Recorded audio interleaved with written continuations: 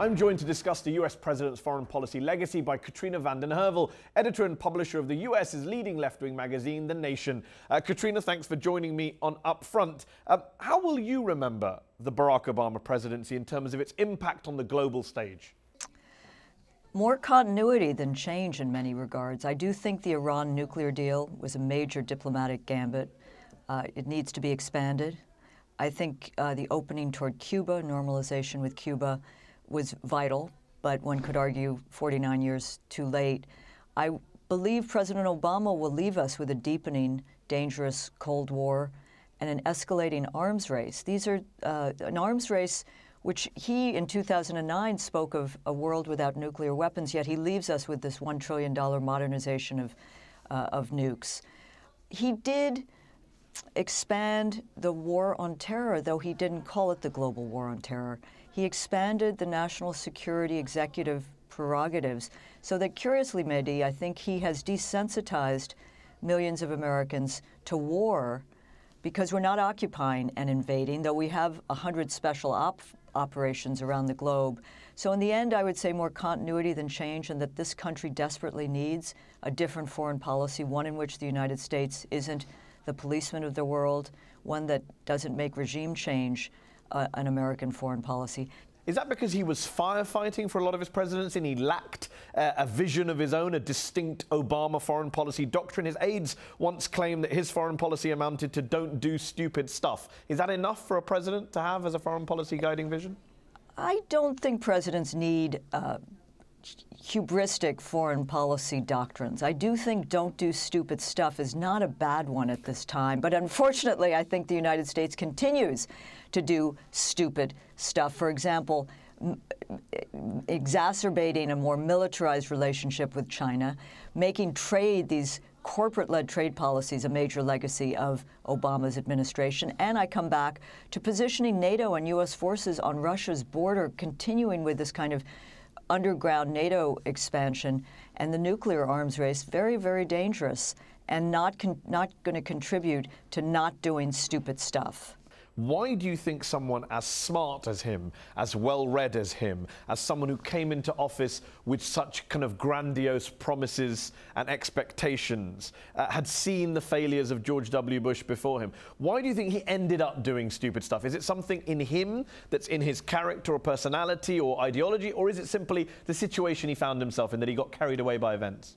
I think he came in not fully he didn't have a foreign policy vision. He was new. He did get elected largely because he opposed the Iraq War.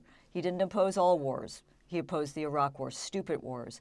But I think he also came into a situation where there is a deep state in this country. There is a national security apparatus which is metastasized after 9/11. And as I said, the president rightly put aside the global war on terror, this idea, this neocon idea that you could occupy countries and spread democracy in that way. President Obama promised to heal the breach with the Arab world, to open a new chapter. But I think he got caught up in an apparatus which was not open to that new chapter. He vowed to turn back much of George W. Yet in the end, only in the last few years did he begin to push Cuba, Iran. And on those, on Iran and Cuba, do you think those last few years, these last few major developments that he pulled off, do you think they will outweigh the rest? The drone strikes, the war in Libya, the escalation in Afghanistan, the re-entry into Iraq, the big military aid package to Israel. A lot of people will say, well, no, one outweighs the other. Some Obama defenders might say it's unfair that his achievements, Iran, Cuba, the Paris climate change, are forgotten by the left. Well, thank you for bringing up the Paris climate change, because I do think President Obama elevated, even though, you know, always more needs to be done, especially in the area of climate change, but he did elevate that and moved it. Without his pressure, it wouldn't have moved. I think it's too early to tell, Mehdi. I think Iran, if the nuclear deal did move forward in a positive way, it would change the dynamics politically in the region. My hope was always it would open an era of détente, not just close down a nuclear program. But I think the president has passed on the baton of drone strikes, of special ops, of dangerous elements of U.S. foreign policy to a dangerous next president. And that has always been the problem. That's why a lot of progressives called on President Obama to not relitigate the past, but to hold accountable elements of the George W. Bush administration, which unfortunately have to a certain extent continued. A lot of people will look at the hundreds of thousands of dead in Syria, all of which occurred on Obama's watch as president since 2011. And they will say that a lot of that blood is on his hands. He could have stopped it militarily, but chose not to. Many say his inaction on Syria has been as catastrophic as Bush's action on Iraq.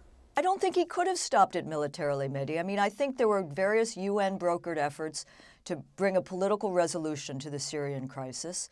And I think that regime change is also at the heart of the horror in Syria. There should have been some brokered deal where Assad stayed in power but then was moved out, and that millions of lives might have been saved. And I think one of Obama's accomplishments, and it was largely driven out of the UK when the parliament refused to authorize military action in Syria, was the diplomatic arrangement to dismantle chemical weapons via the agency involved with that and not through military weapons. I think this country is still on a militarized footing in fighting terror, in dealing with other countries, when we are not going to resolve the refugee crisis, we're not going to resolve climate change, pandemics, nuclear proliferation, the challenges of the 21st century in that 20th century mindset. So just to be clear, you don't share the view of many critics of Obama, both on the liberal left and on the right, that Syria is a major stain on his record?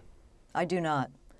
I do not. I think that it's a stain on the record of many of the war party, as I call them in Washington, which continued to arm Syrian moderate, if they're moderate rebels. I think it's very murky, the arena, and I think there should have been a humanitarian the focus should have been on doubling down, tripling down on humanitarian efforts to resolve the crisis. I think the wisest person in this country on it is the ex-president Jimmy Carter. I suggest to your viewers to review his 2 op-eds he's done. And I think he's someone who understood the importance of brokering a political deal that would have saved millions of lives and not to continue pouring weapons into the region, arming rebels, and making it a war zone. What Russia and Syria have done is a war crime, and what we contributed to is also arming those who did not have civilians' interest at their heart. So I think what we need to do now is, you know, it's intractable as these problems become, but I think pouring more weapons, more military effort is not the way to go. Katrina vanden Heuvel, thanks for joining me on UpFront. Thank you.